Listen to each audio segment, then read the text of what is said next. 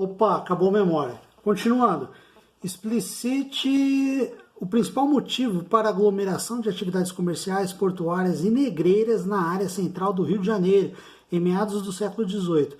Em seguida, aponte um dos objetivos para a criação do circuito histórico arqueológico da herança africana. Pessoal, por que essa aglomeração? Por quê? Século XVIII, o que aconteceu? O que aconteceu no Nordeste açucareiro, intenso, atividade, entrou em decadência, blá, blá. Século XVIII, mineração, houve uma mudança demográfica do Brasil, a região sudeste aqui, né, o Rio de Janeiro e Minas, muito escravo, fluxo de escravo muito grande, né? Você tem que entender isso, tá? Essa expansão. Então, como ficaria a resposta assim, ó? O tráfico intercontinental, deixa eu ver de forma pincelada, o tráfico intercontinental de escravos foi diretamente proporcional à expansão aurífera, tá? A ação colonizadora da América Portuguesa, aqui a descoberta do ouro, a exploração dessa riqueza na região de Minas Gerais, Minas produtora, Rio de Janeiro, porto, escoamento, entrada e saída de escravo, entrada e saída de produtos, né? Então você tem que raciocinar dessa forma, tá?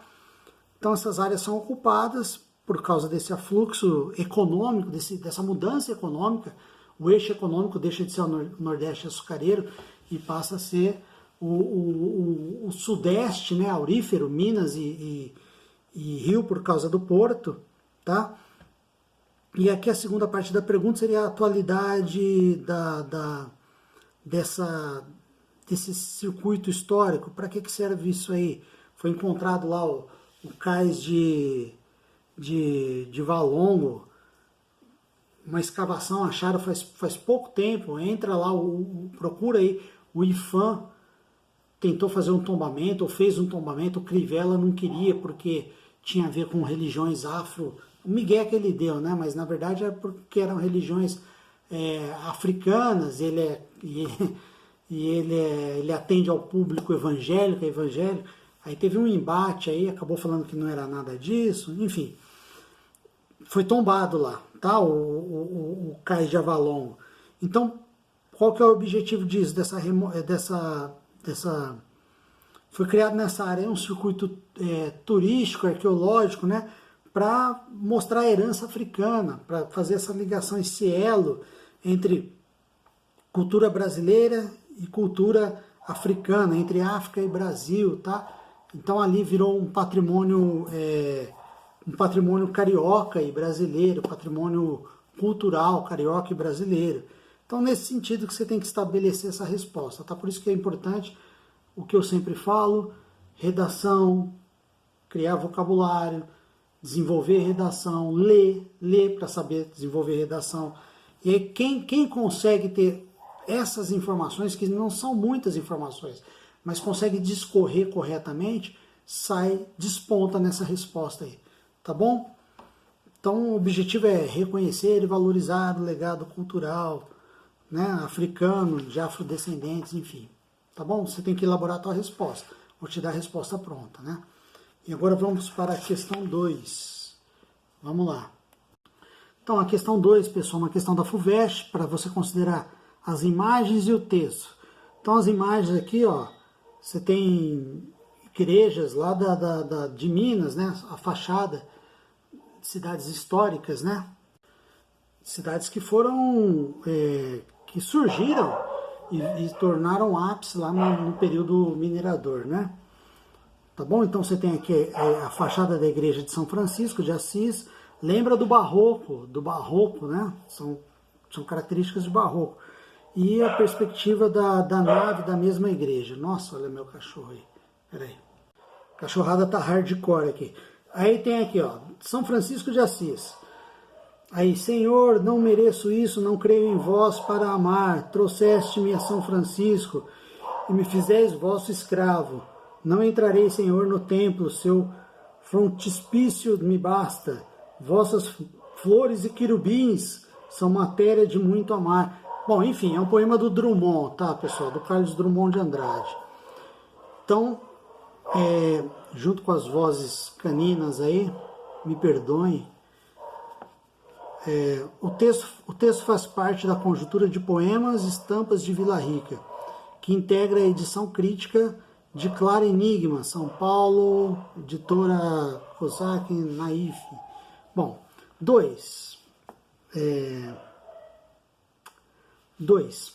Analise as seguintes afirmações relativas à arquitetura das igrejas, sobre a estética do barroco. Então vamos lá. Em algarismo romano. Une-se no edifício diferentes artes para assaltar de uma vez os sentidos, de modo que o público não possa escapar. 2. Arquiteto preocupava surpreender o observador, suscitando nele uma reação forte de maravilhamento. 3. A arquitetura e ornamento dos templos deviam encenar, entre outras coisas, a preeminência da igreja. A experiência de que se expressa no poema de Drummond registra, em boa medida, as reações do eu lírico e ao que se encontra registrado em... Qual que você colocaria a alternativa aí?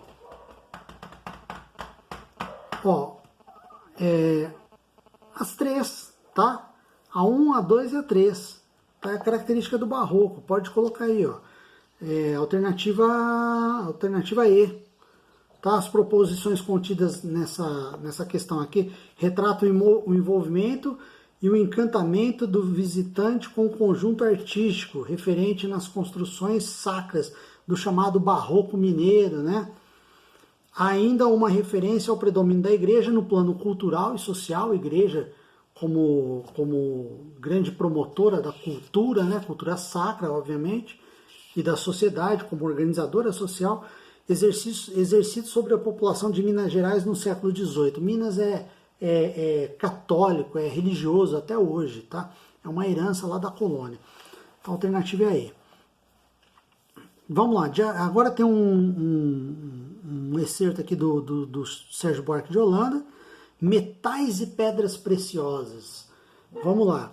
De acordo com o excerto, é correto concluir que a extração de metais preciosos em Minas Gerais no século XVIII provocou o quê? A corrida por Minas Gerais. Gente, extração de pedras preciosas precisa de grande extensão de terra? É agricultura? Não. É mineração. Se não tem grande extensão de terra, as pessoas vão estar mais próximas uma das outras. Isso vai surgindo o quê? Serviços, né? Alimentação, serviços de uma vendinha e tal. Isso realiza muita gente no mesmo lugar, vai dar comércio. O que vai surgir? Urbanidade, urbanização, cidades, formação de cidades, tá? Por isso que a mineração mudou a característica demográfica do interior brasileiro.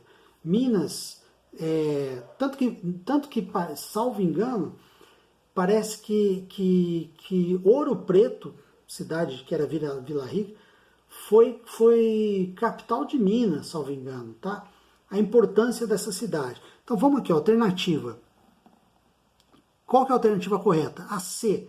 Provocou um processo de urbanização, a atividade mineradora, e articulou a economia colonial em torno da mineração.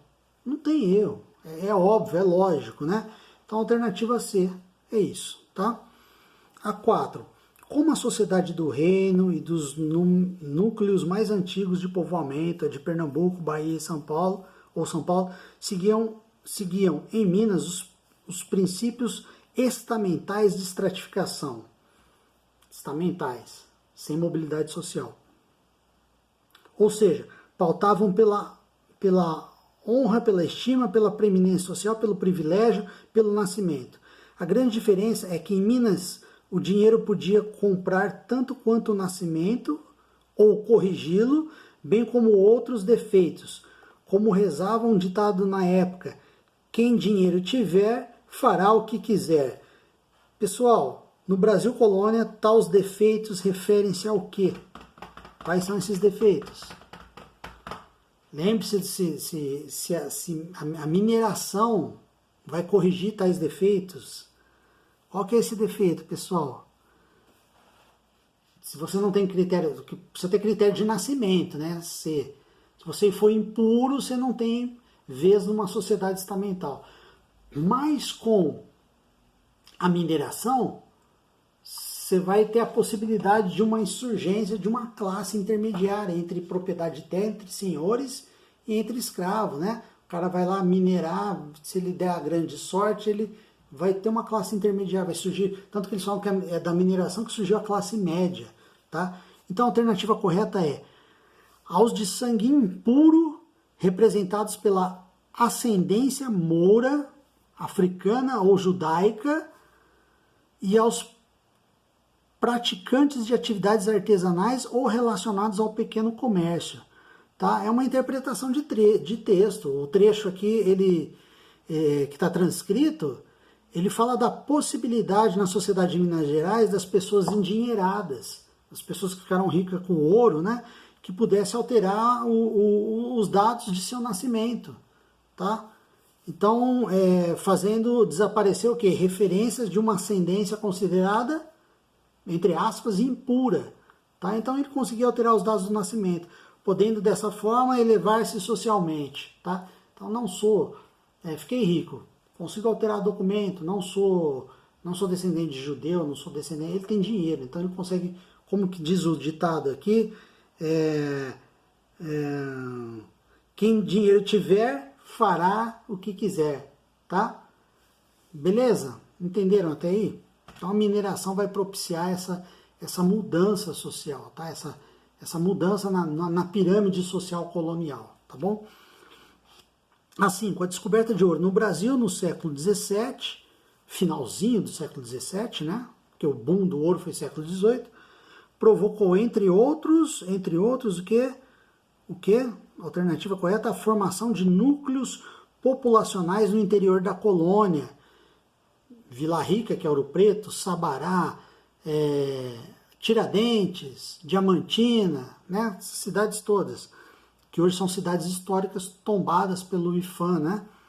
Então, a formação de núcleos urbanos populacionais no interior da colônia e o pagamento por Portugal de parte das dívidas com a Inglaterra. Lembra que o ouro, a gente fala que o ouro brasileiro que fez a Revolução Industrial lá na Inglaterra, então o ouro brasileiro vinha, passava por Portugal, falava oi Portugal e ia para a Inglaterra. Tá? O ouro brasileiro praticamente não ficava em Portugal, ia direto para pagar dívida com a Inglaterra.